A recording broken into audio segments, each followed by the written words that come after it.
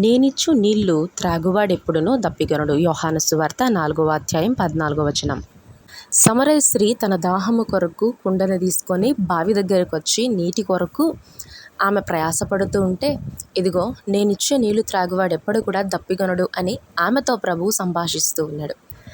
దేవుడు తన ఆత్మ ద్వారా తన నింపిన తరువాత తనకున్నటువంటి ఈ శరీర సంబంధమైన దాహము తీర్చబడి ఆ కుండను విడిచి పరిగెట్టినట్లుగా మనం చూస్తూ ఉన్నాం.